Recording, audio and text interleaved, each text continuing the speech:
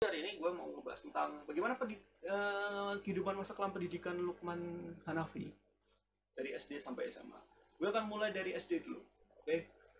SD gue masuk tuh tahun 2016. 2016 pertengahan kalau nggak salah 2026, 2007, 2007, 2008, 2009, 2010, 10, 11, 2016 pertengahan.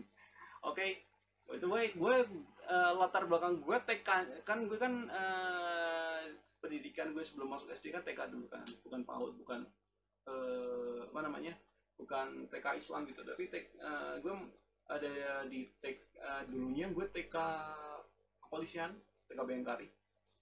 Kemudian gue masuk di SD, nama SD Negeri 3 Parakangetan. Kalian bisa cari aja di Maps, biasanya ada. Tapi kayaknya orang-orang pada nggak tahu ini sekolah apaan SD 3 Parakangetan. Kalian anak kota pasti udah bingung tuh dengar nama Parakangetan. Emang ada nama wilayah Parakan? Bercanda.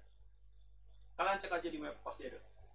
Oke, gue masuk sekolah itu tahun 2016 akhir, dan jujur itu adalah masa-masa dimana gue mulai beradaptasi dari dunia TK, yang dimana gue lebih banyak bermain dengan teman-teman gue, lebih banyak apa namanya,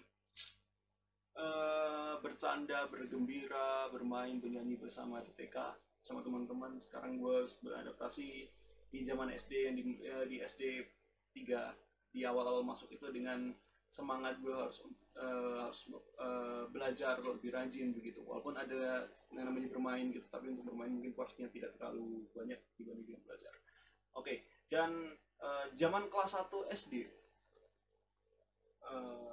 gue mulai diajarkan bagaimana gue bertanggung jawab dengan apa namanya, pendidikan gue. Dalam artian bukan bertanggung jawab dalam artian kayak gue harus apa namanya, ketika gue melakukan sesuatu yang kesalahan, terus gue mungkin ada apa namanya, uh, gimana gue ngejelasinnya, kalau gue melakukan sesuatu kesalahan gitu, gue harus minta maaf ke orang secara langsung dengan apa namanya, dengan rame-rame gitu, enggak. Dan ya, ya gimana ya gue ngomongnya ya, tapi intinya tanggung jawab yang dimaksud tuh kayak misalkan lo nggak misalkan lo dikasih PR sama guru SD lo, kalau misalkan nggak dikerjain, lo harus tanggung jawab dengan cara kalau lo dihukum sama gurunya gitu kan, dan lo harus melakukannya, kalau enggak ya lo akan dijat buruk di sekolah gitu. Gue teringat zaman dulu ketika gue SD itu, gue uh, pernah ada PR gitu kan, PR dari guru. Kemudian kan gue tandain tuh, jadi kan kalau sekolah SD itu kan dapat buku paket sama dapat buku paket kan, terus buku tulis kan kita beli sendiri gitu kan. Nah, buku paket satu tuh kita beli sendiri juga sih. Nah, kemudian itu kan satu-satu dibagi buat per anak gitu kan. Itu guru ditunjuk nunjuk halaman berapa gitu untuk dikerjain PR-nya gitu kan. Anak-anak kerjain bahasa Indonesia di buku paket ini, halaman ini. Itu saking gue apa namanya, biar gue ingat, gue bunderin tuh nah angka halamannya. Itu sekolah udah berlangsung sekitar, udah lama sih, tapi nggak sampai 1 semester ya, baru 4 sampai 5 bulan kalau nggak salah. Itu berarti belajar udah mulai apa namanya, udah mulai uh, lebih teratur gitu harusnya, dan PR pasti udah mulai banyak dikasih dari guru gitu kan. Nah, yang gue nggak tahu adalah itu buku, itu halaman udah gue bundarin udah banyak banget. Suatu hari gue ngerjain PR tuh, ngerjain PR kan, jadi gue ngerjain PR. Keesokan harinya berangkat sekolah, gurunya bilang, ayo anak-anak kumpulin PR-nya. Semua anak maju satu-satu, antri gitu kan. Kita kan diajarin antri juga gitu kan, antri 1, 2, 3, 4. Gue paling belakang, entah motivasinya apa, tapi saat itu gue antri paling belakang. Oke, kemudian antri paling belakang, udah selesai, udah giliran gue nih. Sebelum bentar gue lagi apa namanya, lagi nungguin antri gitu kan. Gue tuh apa namanya ya, gue ngomong sembunyi-sembunyi, bukan sembunyi-sembunyi, apa namanya, bisik-bisik sama temen gue gitu kan. Gue tanya, men, gue liat PR dulu dong. Dilihat. Oke, pas gue cocokin sama buku yang apa, sama PR yang gue kerjain, ternyata soalnya beda. Soalnya beda, ya udah nih, gue bakal dihukum nih gitu kan. Udah dilihat, ya udah, gue udah dalam kondisi udahlah pasrah, gak apa-apa, gue tanggung jawab aja. Gue gak ada pemikiran gue gak ngomong gue tanggung jawab, itu gak. Pemikiran anak SD tidak mungkin seperti itu ya. Antre jalan, temen gue udah selesai nih ngumpulin dan dicek gitu, giliran gue dicek PR-nya sama gurunya, dilihat, ya apa Lukman, coba PR kok beda sama teman-teman kamu ngerjain halaman berapa? Maaf bu, saya salah salah nyetak halaman gitu. Gurunya ya, gue nggak mau nyebut siapa oknum guru ini, karena setelah gue bilang gue salah nulis soal PR-nya, mungkin orang-orang pada beda ya. Kalau misalkan kan biasanya kalau orang-orang umum gitu kan dihukum karena nggak ngerjain PR atau apapun lah gitu. Gue salah nulis soal PR bro, soal buat PR itu salah gue nulis. Harusnya halaman, misalkan halaman 55, gue nulis soalnya halaman 54 kan. Kemudian gue dihukum untuk berdiri di depan kelas sampai bel bunyi. Bayangkan SD kelas 1 gue udah nakalnya setengah mati. Bukan nakal ya, males ya, bukan males sih, itu sebenarnya bukan kesalahan, bukan sebuah kesalahan yang memang dari mental gue, enggak ya, kayak gue malas atau gue nakal sama temen gue, enggak. Kesalahan gue adalah nulis soalnya aja salah gitu, salah nulis soal aja, halamannya harusnya 55, gue nulisnya 54 gitu. Itu hukuman pertama, dan by the way itu hukuman pertama di SD ya. Gue berdiri di depan kelas nunggu sampai bel bunyi, kaki udah pegel-pegel, pas bel bunyi jatuh gue, kaki gue langsung kram anjir gitu. Itu kehidupan SD gue ya, itu dari kelas 1. Kemudian by the way, kalau misalkan di zaman gue atau mungkin sekarang masih ada, zaman gue itu dari puskesmas kan ada yang namanya imunisasi kan. Imunisasi itu untuk umur anak-anak di bawah mau tahun kalau nggak salah, bener nggak sih, gue lupa, gue nggak tahu sebenarnya lengkapnya gimana kalau imunisasi. Tapi seingat gue itu kalau SD itu sampai kelas 4 itu berarti gue umur berapa ya, 6, 7, 8, 9, gue umur 10 tahun nggak salah, 10 tahun udah harusnya udah selesai imunisasi kan. Pertama kali, karena gue nih ya, entah insting gue dari dulu kayak imunisasi tuh kayak, kita tahu nggak itu kayak tahu nggak vitamin A yang vitamin A yang buat imunisasi, buat kayak imun anak itu. Misalkan udah habis imunisasi di posyandu gitu, kadang-kadang kan anak suka ditetesin di mulutnya kayak vitamin A gitu yang kapsul warna merah, tau nggak? Itu pemikiran itu sampai gue SD. Gue pikir pas SD, karena ketika gue saat itu gue dengar kata imunisasi, gue tuh kayak gembira gitu, gue bakal gimana, gue bakal gini. Oh ternyata orang puskesmas datang suruh antre satu-satu. Gue kira imunisasi ditetesin ke mulut kayak gitu loh, kayak obat vitamin A gitu. Ternyata disuntik bagian lengan sini kan, anjay. Semuanya pada ada yang teriak-teriak, pada nakutin, emang anjir emang. Jadi zaman dulu ya, zaman gue SD kelas 1 itu anak-anak itu pintar banget ya namanya. Goda temennya gitu loh. Karena gue yang tadinya berekspektasi bahwa imunisasi itu ya kayak tetes obat vitamin A di mulut gitu udah. Itu jadi gue kayak tenang-tenang aja. Ditakutin sama teman gue sama kakak tingkat gue. Yang kelas 2, yang kelas 3 itu ditakutin gitu. Pada nangis-nangis, teriak-teriak, ada yang kabur masuk ke ruang WC gitu kan. Jadi udah antre nih, pada disuntik nih bagian ininya nih. Suntik, ada yang santuy, ada yang nangis gitu. Gue pertama disuntik bagian ininya, gue ngerasain sebenarnya awal-awal sih kayak iya, aduh. Cuma sebentar habis dicabut ya udah selesai gitu kan. Itu awal-awal, dan itu awal-awal itu gue nggak ngerasa kayak gitu aja gitu. Ya cuman ngerasain rasa sakit doang ya udah selesai gitu.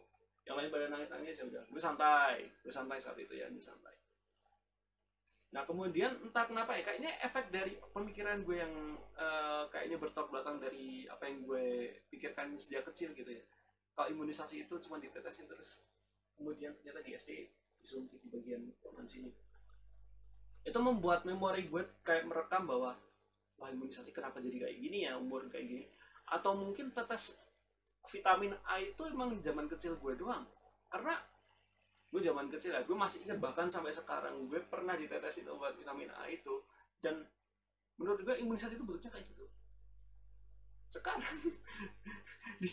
di saat itu kelas 1 SD udah ya gue kayaknya udah mulai berpikiran negatif dengan kata imunisasi ya. Kemudian ya udah selesai imunisasi itu saat itu 1 kali dalam setahun,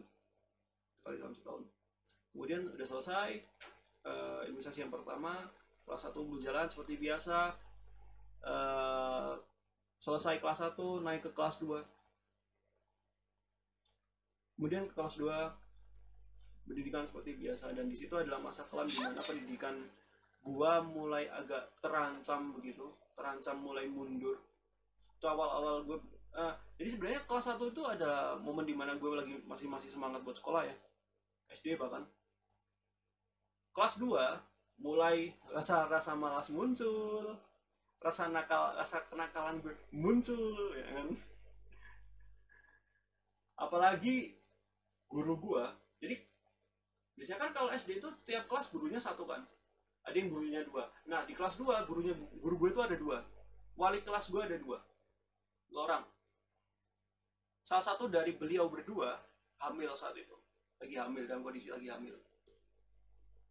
Jadi sebenarnya dari mereka berdua juga sama-sama ngajar kita gitu. Kadang-kadang di sesi tertentu guru yang satu, sesi lainnya guru yang kedua begitu. Dan itu adalah masa-masa dimana gue kayak rasa peduli gue terhadap orang tua yang sedang mengandung anak itu mulai muncul. Karena pernah suatu hari si guru yang hamil ini tiba-tiba di tengah pas lagi ngajar pingsan bro, pingsan. Gue nggak tahu pingsan entah mual atau apapun, tapi gue pernah gitu. Untuk ibu guru yang saya cerita ini, kalau misalkan nonton video ini, selamat menyaksikan video ini bu. Ini curahan hati saya selama saya sekolah di SD. Ada yang baik dan ada yang buruk, jadi saya keluarkan semuanya aja.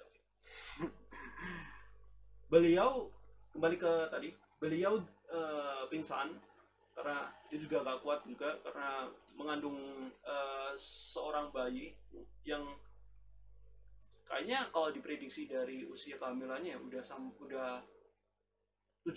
bulanan lah. Masalahnya udah perutnya udah mulai gede gitu. Kemudian setelah dari kejadian beliau pingsan itu, kemudian si beliau guru ini yang sedang mengandung ini sementara cuti untuk beberapa bulan. Karena kan ya namanya lahiran itu kan hamil terus sampai lahiran itu kan sebenarnya kemudian pemulihan itu kan pasti lama dong ya. Pemulihan habis melahirkan itu kan juga cukup lama. Nah, jadi beliau cuti beberapa bulan, sekitar 4-5 bulan kalau nggak salah. Jadi sebenarnya beliau itu ngajar selama 1 semester seingat gue. Dan by the way, zaman itu adalah zaman dimana gue kenakalan gue mulai muncul. Karena gue pernah gue ceritain apa enggak ya? Kelas 2 SD itu mulai gue nakal itu ketika gue pertama kalinya bawa kartu remi. Bawa kartu remi ke sekolah. Oke. Dan gue punya teman yang bangsat banget, namanya siapa ya? Gue lupa. Dewangga kalau nggak salah. Dewangga yang nonton video ini, kita damai ya, kita nggak ada masalah itu lagi, tapi nggak apa-apa lah, setidaknya apa namanya, nggak membuat menurunkan reputasi Anda ya. Kita tetap teman baik. Kalau misalkan ada yang, kalau misalkan mas tersinggung, bisa kita ngobrol bareng-bareng lah gitu ya. Gue punya temen gue Dewangga ini duduk samping gue. Jadi awal mula kejadian kenapa gue bisa bawa kartu remi ke sekolah itu awal-awalnya kayak gini. Jadi kan di kampung gue kan tuh sering yang namanya mampir ke tempat jualan mie ayam. Jadi karena gue sering banget beli mie ayam gitu. Nah, tempat penjual mie ayam itu nangkring, bukan nangkring, apa namanya, jualan. Dia jual mie ayam gitu kan, terus dia berhenti di tempat gitu kan. Tempat yang dimana dia berhenti itu adalah tempat orang judi. Jadi daerah gue tuh ada yang namanya tempat judi. Sebenarnya bukan tempat judi sih, tempat buat main poker gitu, tapi nggak pakai media uang ya. Beliau jadi gue datang ke sana beli mie ayam, sekali mungkin gue lihat orang main poker gitu. Tiba-tiba gue bilang ketuanya atau apa, bapak ketuanya maybe, karena gue nggak tahu dia di sana jadi apa gitu, mungkin ketuanya, mungkin maybe nggak tahu. Jadi beliau datang ngampirin gue, ngasih kartu remi dua set kartu remi, kasih ke gue. Maksud gue ya, gue tahu keluarga gue seneng main kartu remi, cuman paling main kartu remi buat apa sih? Buat main ini doang, buat main hearts doang. Tau nggak, hearts sama solitaire, itu main itu doang. Dikasih 2 set loh, buat apa coba 2 set? Kan kita satu keluarga cuma main paling cuma 1 set doang. Kemudian gue dengan tanpa berpikir ya, gue mikir gue seneng banget loh, karena zaman kecil gue itu ketika gue ngeliat kartu remi itu gue seneng sama bentuknya gitu, ada tanda love, ada tanda krete, ada tanda wajik, ada tanda daun waru gitu kan. Itu gue seneng banget, sampai akhirnya gue punya pemikiran untuk ngepotong gambar simbolnya. Itu simbol yang gue potong pakai gunting, itu tuh gue potong pakai gunting ya. Simbol yang gue potong pakai gunting itu daun waru, gue potong, kemudian gue tempel nih di buku tulis gue. Beberapa gue ada kayak lembaran kartu yang masih utuh, gue masukin tuh. Jadi kan buku tulis itu kan ya buku tulis biasa, terus dikasih samak atau sampul, tuh kartu dimasukin, ya udah, terus bisa jadi bentuknya bukunya, pakai sampul kartu remi gitu ceritanya. Keesokan harinya buku itu gue bawa ke sekolah, dan layaknya gue sebagai anak-anak saat itu yang masih bocah, gue dateng pas gue mau ngeluarin buku, teman gue si Dewangga anjir ini langsung, kartu dari mi gitu. Dia ngambil, dia rebut gitu. Kan gue marah ya, karena itu ngerusak buku gue gitu kan. Karena gue masih bocah gitu, gue rebut-rebutan gitu, sampai ganggu pelajaran, gurunya lagi ngajar gue ganggu gitu, dia balikin kartunya. Guru yang satu bukan yang hamil ya, guru yang satu ini itu secara emosional itu beda banget dibanding dengan guru yang mengandung tadi. Itu datang nyamperin gue, marah-marahin gue, itu buku tulis isi hitam ya. Padahal itu buku tulis, isinya PR untuk pelajaran selanjutnya. Ya karena gue nggak tahu soal itu ya mohon maaf bro, kan gue kan juga nggak tahu kalau kartu remi itu nggak boleh dibawa ke sekolah karena dibilangnya itu kartu judi dan lain-lain. Karena gue nggak tahu gitu kan, itu masa-masa kenakalan gue. Kemudian ya sebenarnya gitu kehidupan gue yang kelam gitu ya. Kemudian di kelas 2 itu gue mulai diajarkan dan gue mulai mengerti tentang tata krama. Yang pertama tentang tata krama, yang kedua tentang penggunaan bahasa yang benar. Gue nggak merujuk ke kata anjay yang kemarin ya, beda. Karena zaman itu gue nggak ngerti apa itu anjay, apa itu anjoy, apa itu anjir gitu kan. Nggak ada zaman SD gue nggak ada yang kayak itu. Kan kata-kata ya yang tolol, anjing, bangsa, tolol, asu gitu, begitu gitu kata-katanya kayak gitu. Kemudian saat itu gue diajarin tata krama ya, ya ketika gue mau apa namanya mau minta izin ke kamar mandi, gue sama guru kan, sama guru yang hamil ini loh, gue yang lagi mengandung ini datang ngambilin dengan apa santainya gue, dengan bahasa Jawa ngoko gue bilang, bu, aku harap neng kamar mandi sedilit. Terus ibu gurunya dengan nada yang tegas, gue nggak bilang dia marah ya, karena kalau beliau marah nggak pernah sih sebenarnya, dia nggak pernah yang intinya nggak marah, tapi dia bilangnya kayak gini, nah Sukman, kalau nggak bisa pakai bahasa Jawa yang baik, pakai bahasa Indonesia aja dengan nada santai, bukan ada yang membentak kayak guru yang satunya yang satu itu. sorry. Kemudian ya udah gue diajarin di situ ya, bu, izin mau ke kamar mandi sebentar, boleh gitu. Akhirnya gue tahu bagaimana cara menggunakan bahasa yang benar. By the way, fun fact, gue orang Jawa, gue tinggal di Temanggung, tapi untuk pelajaran bahasa Jawa gue paling rendah. Entah kenapa gitu. Entah, kalau itu ntar gue bahas gue di akhir-akhir aja. Kelas 2 berjalan lancar, tidak ada halangan suatu apapun, gue diajarin hal yang alhamdulillah cukup baik gitu, walaupun dengan kenakalan gue yang luar biasa. Masuk ke kelas 3, gue naik kelas 3, dan selama gue SD tidak pernah yang namanya tinggal kelas atau nggak naik kelas. Gue selalu naik kelas, alhamdulillah ya. Walaupun rank gue dibanding teman-teman gue paling rendah ya. Udah terlihat kan gue blow on-nya bagaimana sampai akhirnya gue jadi seorang yang main di YouTube. Tapi gue nggak nggak menganggap semua content creator yang ada di YouTube itu orangnya bego-bego kayak gue, nggak. Tapi ada beberapa yang kayak gitu, yang kayak gue. Udah sekolah ranking paling bawah, sekarang jadi konten kreator di YouTube, buat apa? Baik, lanjut. Kelas 3 cukup menarik karena wali kelas gue di kelas 3 adalah seorang guru yang umurnya udah usia lanjut, mungkin lebih tua daripada bokap gue saat itu. Umurnya mungkin sudah 60 tahunan, nggak sampai 60 tahun sih, 50 berapa tahunan. Wajah beliau itu udah mulai kerutan, kayak tahu nenek-nenek yang ini nggak, yang pakai sanggul terus kemudian pakai jari gitu, terus jalannya agak-agak kalau di Upin Ipin kayak nenek kebayang, tau nggak? Kayak gitu beliau. Tapi beliau sudah meninggal dunia. Respect, bu. Beliau jadi wali kelas gue selama setahun, iyalah, sama kelas 3.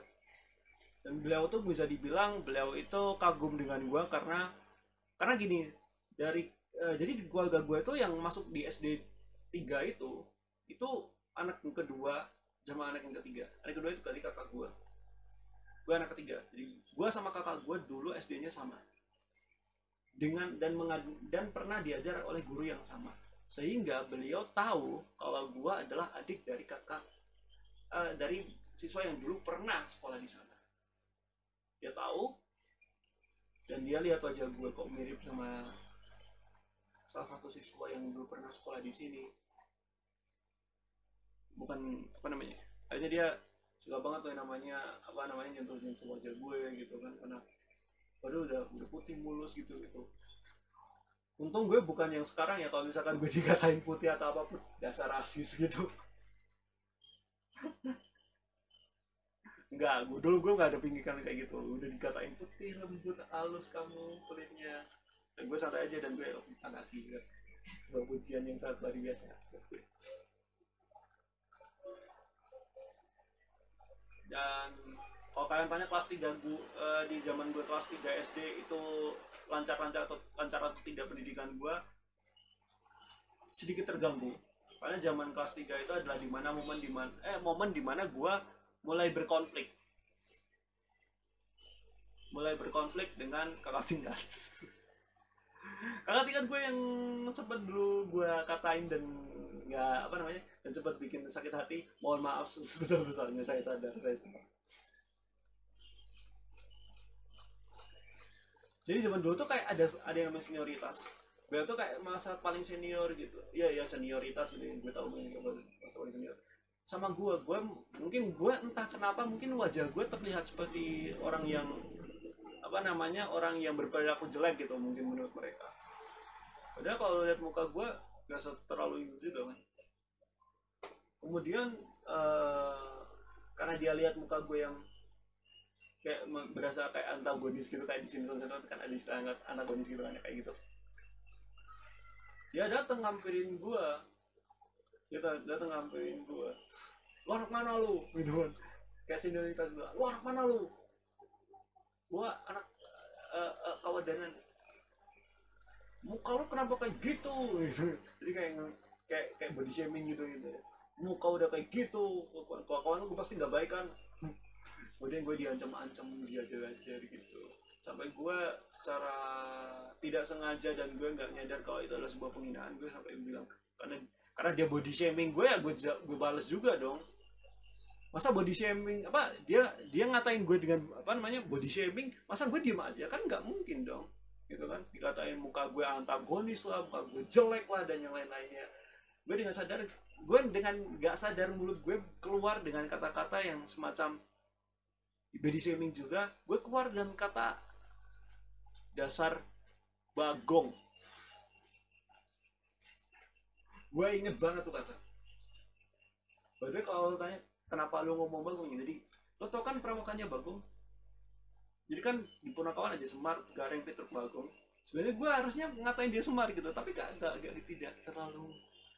terlalu ngena di hati gitu. Kalau Semar tuh kayak dasar Semar kan nggak kayak gitu ya. Kalau misalkan dasar Bagong, nah jadi kayak apa namanya tensinya tinggi gitu kan. Karena kalau dilihat dari fisiknya kan Bagong sama Semar itu sebenarnya hampir sama, cuman mungkin lebih gendutan Semar. Karena gue mikir kayak ini orang gendut nih, jadi gue bikinnya Semar. Tapi menurut gue Semar tuh nggak terlalu cocok, jadi gue bikin Bagong aja. Gue katain lu dasar Bagong gitu kan. Dia ngejar gue hampir mau mukulin gue. Pas mukulin gue tuh secara nggak sengaja gue tuh jatuh. Jadi gini kan, jadi di SD gue tuh kayak pintu masuk ini kan. Jadi kan ini pintu masuk nih.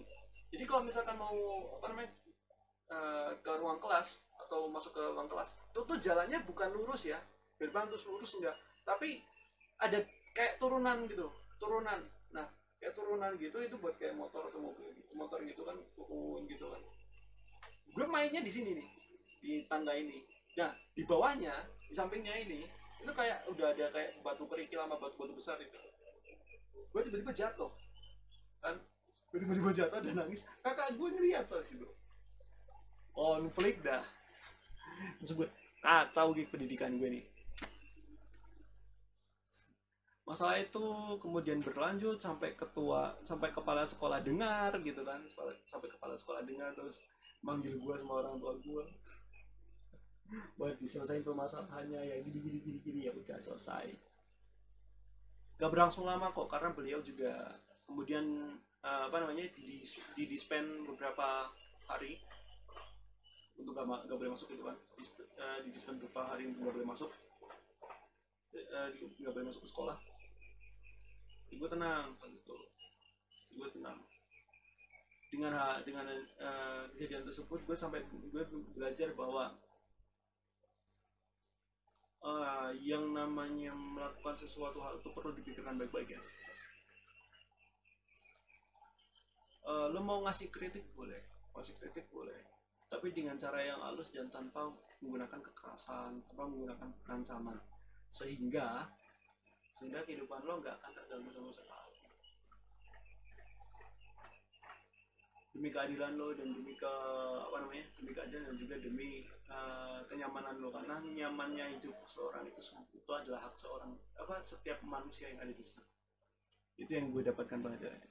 Pastinya setelah masalah tersebut udah biasa aja, nggak ada apa-apa. Dan di situ adalah masa-masa dimana gue down karena nilai gue hampir kebanyakan turun drastis, turun kayak posokan gitu. Tapi dari situ beliau menyadari bahwa gue mulai nilai gue turun karena semenjak konflik itu, sebenarnya konflik sama kakak tingkat itu. Tapi karena beliau baik hati banget, walaupun beliau tua dan udah tua, dan beliau itu seperti wajahnya seperti guru yang galak banget, guru killer kali istilahnya di sini. Tapi beliau luar biasa, apa namanya, baik buat gue, baik banget buat gue, baik banget, dan sering banget ngasih motivasi terbaik buat hidup gue, sehingga gue lebih semangat lagi dalam sekolah. Itu kelas 3, masuk ke kelas 4. Seperti yang gue omongin tadi, gue nggak tinggal kelas, gue selalu naik kelas. Kelas 4 nggak ada apa-apa di kelas 4. Tapi ini mungkin ada hal yang cukup menarik. Mungkin angkatan gue sebelumnya, mereka yang udah tua-tua pasti udah pernah ngalamin yang namanya ngejek temen sendiri dengan nama bapaknya.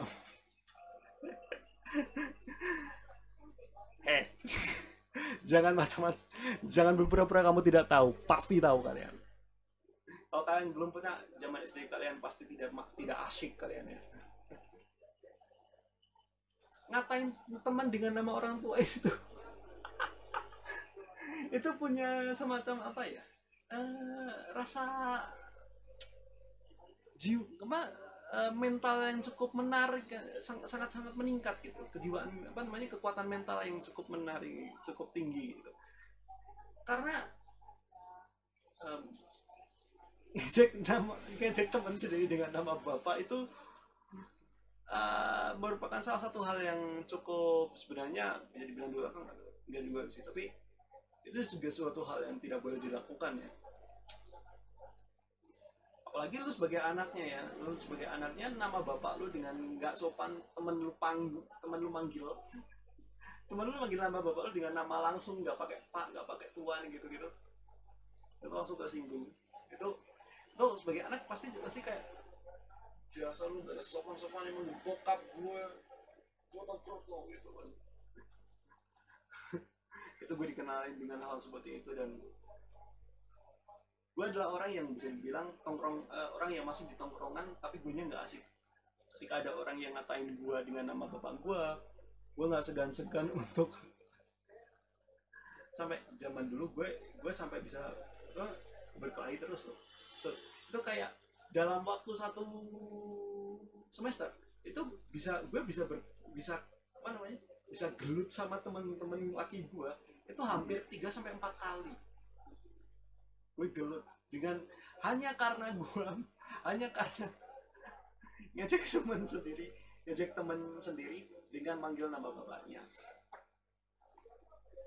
Ya, maksud gue sebagai anak dari seorang bapak yang dia sebut namanya dengan tanpa etika, gue aja tersinggung gitu. Gue tersinggung dan gue kayak masa lo nggak ada sopan-sopannya sama sekali sih, langsung ajar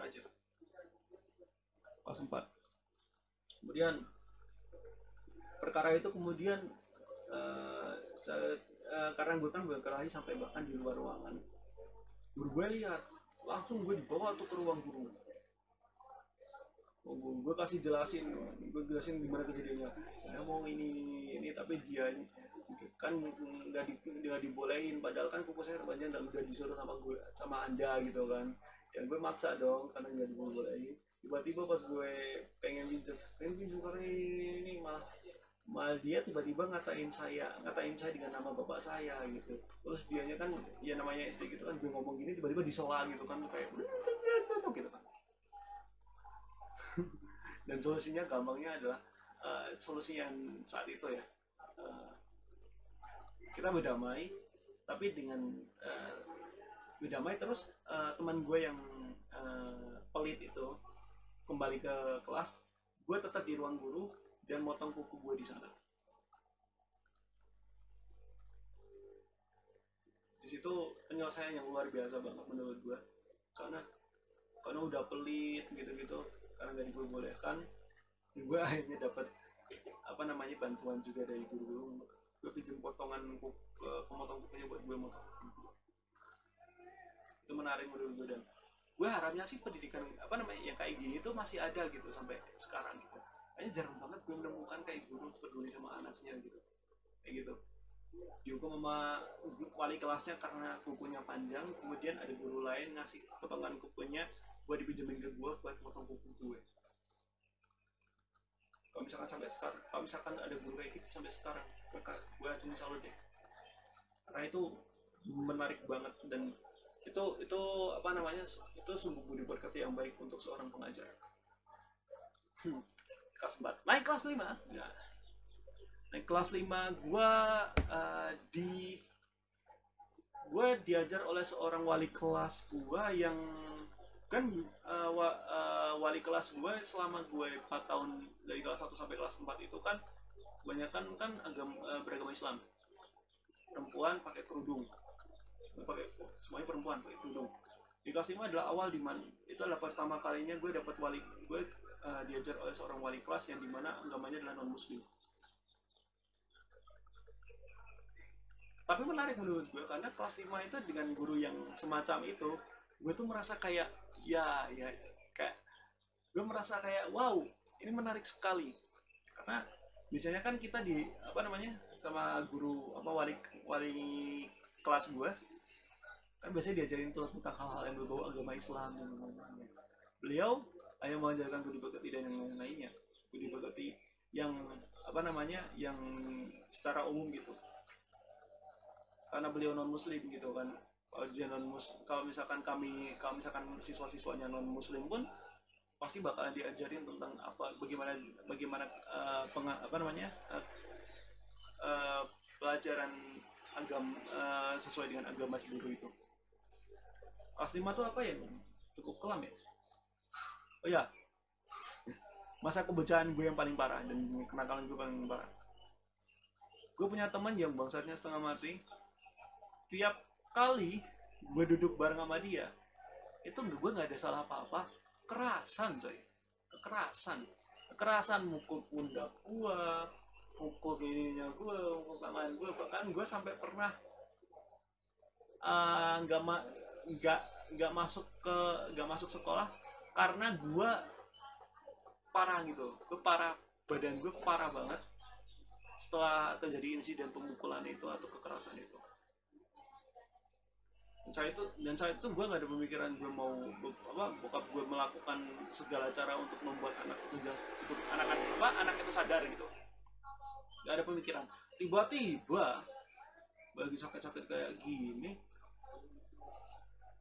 bokap gue nggak tahu kemana gitu kan, dia pergi gitu, tiba-tiba pergi dan gue nggak tahu kemana. Keesokan harinya pas gue udah sembuh dan kemudian gue masuk lagi, gue lihat teman gue mukanya bentol-bentol. Gue tanya, lu kenapa ya? Dia marah-marah ke gue gara-gara bokap lu tuh ngomongin gue. Terus gue gimana bisa, kan gue bingung kan gimana bisa lu. Tiba-tiba ternyata diceritain bokap gue datang ke sekolah nyampirin anak itu dikasih pelajaran, dipukul lah, dikekerasan gitu. Karena mungkin orang tua gue saat itu merasa gue nggak terima dong anak gue kayak gituin sama temannya sendiri. Lo harus bertanggung jawab dengan hal itu. Kalau lo kekerasan sama anak gue, lo harus juga merasakan kekerasan itu. Jadi kekerasan balas kekerasan gitu. Nah, itu berlanjut dan itu berlanjut bahkan sampai kelas 6. Gue gak ada apa-apa dikasih kekerasan sama teman-teman gue, kan bangsat ya, kekerasan, dipukul lah. Untung saat itu karena itu tahun 2009 ya, tahun 2009 iya benar, tahun 2009 itu baru maraknya namanya Smackdown. Untung gue gak di Smackdown sama temen gue. Kalau di Smackdown gue mungkin udah gak ada. tahun 2020 mungkin gue gak hidup nih. Untungnya teman-teman gue gak nonton La TV, gak nonton Smackdown ya. Ya kalau misalkan gak ada apa-apa, gak ada salah apa, tiba-tiba gue di Smackdown, udah mati gue. Itu berlanjut sampai kelas 6 dan gue boleh klarifikasi, gue tuh gak pernah yang namanya ngelaporin apapun kejadian kayak gue dipukul apa di apapun sama teman-teman gue ke orang tua gue. Gue jujur gue nggak mengada-ngada. Gue nggak pernah yang namanya ngelaporin ke orang tua gue kalau teman gue pernah mukul gue, bahkan sampai gue nggak bisa masuk sekolah untuk beberapa hari. nggak pernah. Orang tua itu, kenapa orang tua gue mukul lu, karena orang tua gue merasa nggak terima gue dipukul sama lu. Karena lo tahu fisik gue saat itu udah kurus kering, gak ada tenaga, gak ada otot, sehingga gue nggak bisa balas dengan kekerasan.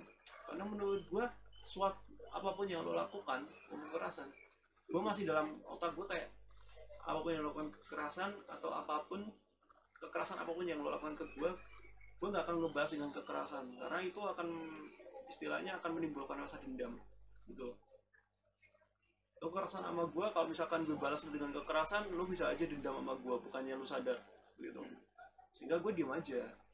Orang tua gue yang secara mungkin istilahnya gue nggak kayak pengen melindungi anaknya begitu, melindungi anaknya, maka dia melakukan segala cara agar gue gak terganggu sama hal yang kayak gitu. Bokap gue adalah seorang hero, tapi gue di situ karena teman-teman gue dan guru-guru gue sudah mencap gue sebagai anak yang apa istilahnya, anak yang main kotor, karena nggak ada apa-apa langsung dilaporin bokapnya, dilaporin orang tua, wadulan istilahnya. Ya sebenarnya nggak tahu sih para guru yang masih masih ngecap gue kayak gitu, teman-teman gue masih ngecap itu, karena lu nggak tahu bagaimana perasaan gue. Iya, zaman SD gue itu di kelas 5 dan kelas 6 itu gue menyadari bagaimana gue perlu melakukan dalam bersikap dewasa, melakukan suatu hal dengan berpikir dewasa gitu.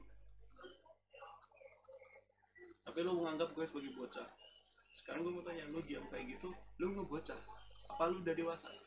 Gitu yang gue tanya. Kenapa gue jadi ngejudge teman-teman gue ya, Bang? Gue damai-damai. Kita berdamai ya. Kita tidak ada masalah apapun ya.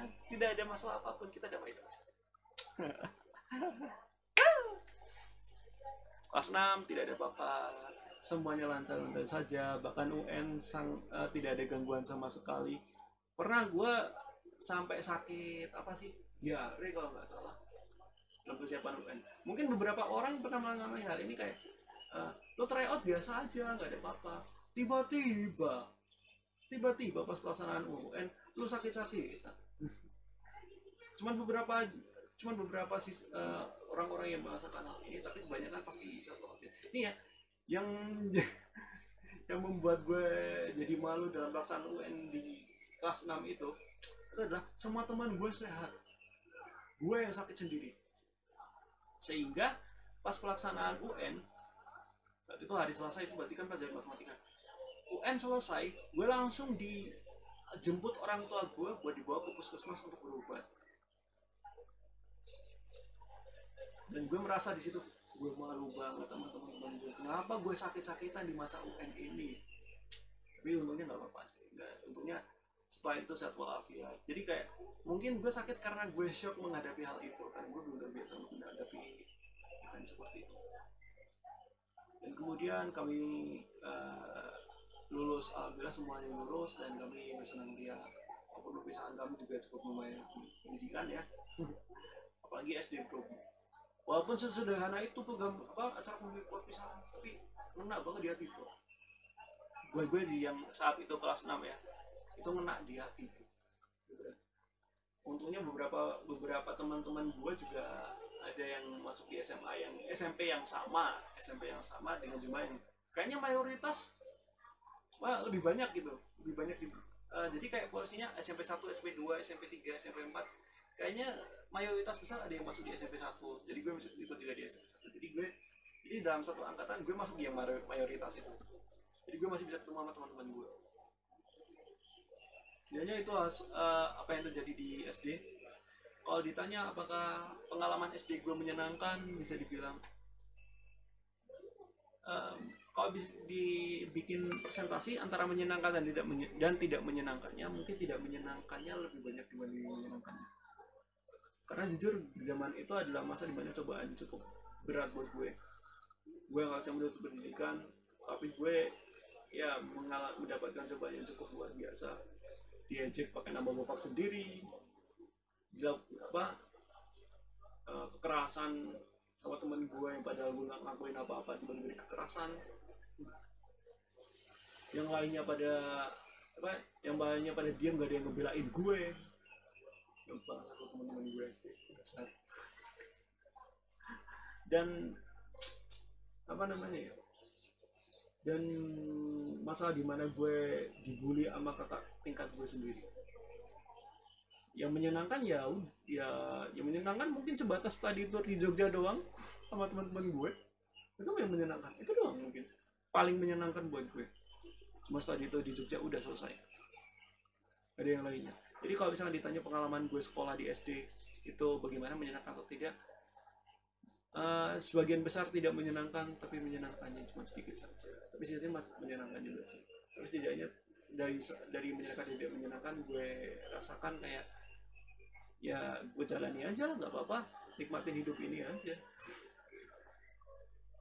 Itu pengalaman gue di SD, moga-moga mungkin bisa jadi inspirasi lo mungkin buat apa namanya, memperbaiki diri. Dan buat kalian yang orang tua yang anaknya masih apa namanya, anaknya mulai menjejaki dunia, menjejaki bangku SD, semoga dari apa yang gue ceritain tadi, pengalaman yang gue ceritain, jangan sampai terulang ke anak lo, karena itu bahaya buat psikis dan juga buat fisik anak lo. Oke, bimbing dengan baik lo sebagai orang tua. Ingat ya, lo harus membuat masa SD anak lo itu menyenangkan, bukan menyeramkan. Oke, lo sebagai orang tua punya tanggung jawab untuk membuat anak lo bahagia pas awal-awal masuk sekolah. Mungkin itu aja.